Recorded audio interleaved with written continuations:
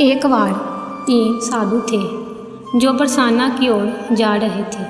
उनमें से एक साधु जो वृद्ध था वह कहने लगा कि अब मैं यमुना किनारे आसन लगाकर रहूँगा।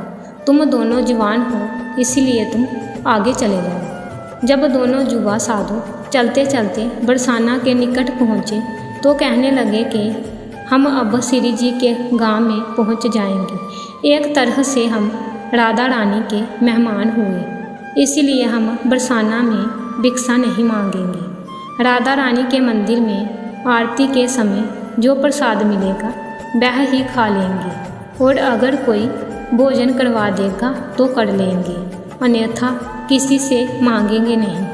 मंदिर में पहुंचकर राधा रानी के दर्शन किए, मंदिर में आरती देखी और उत्सव का आनंद लिया।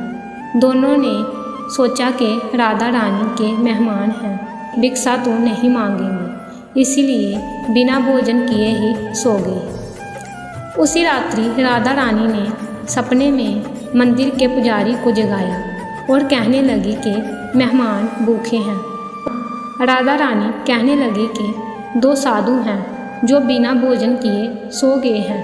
पुजारी जी जल्दी से उठे और साधुओं को ढूंढकर उन्हें जगाया। वह पूछने लगे कि क्या आप श्री राधा रानी के मेहमान हैं? आप उठकर बैठो, मैं आपके लिए अभी भोजन प्रसाद का प्रबंध करता हूँ। पुजारी जी मंदिर में जो भी उत्सव का भोग प्रसाद बचा था, लड्डू खीर रसगुल्ले और जो भी भोग प्रसाद बचा था, जल्दी से दोनों को परोस दिया। बड़पेट भोजन कर दोनों साधु राधा रानी का ध्यान कर सो गए। तभी दोनों साधुओं को एक ही समय पर एक जैसा सपना आया। दोनों के सपने में राधा रानी आई और पूछने लगी कि भोजन करके आपको तृप्ति हुई? दोनों साधुओं ने हाँ में भर दी। राधा रानी मुस्कुराते हुए कहने लगी कि पुजारी जी ने आप दोनों को भोजन तो करवा दिया, लेकिन पान के बीरे का प्रसाद देना ही भूल गए। राधा रानी ने दोनों के सिरहाने पान का बीरा रख दिया। सपने के बाद दोनों की आंख खुली तो सचमुच पान का बीरा अपने सिरहाने पाकर दोनों विस्मित थे। राधा रानी ने बिना मांगे दोनों को बड़पेट भोजन करवा दिया।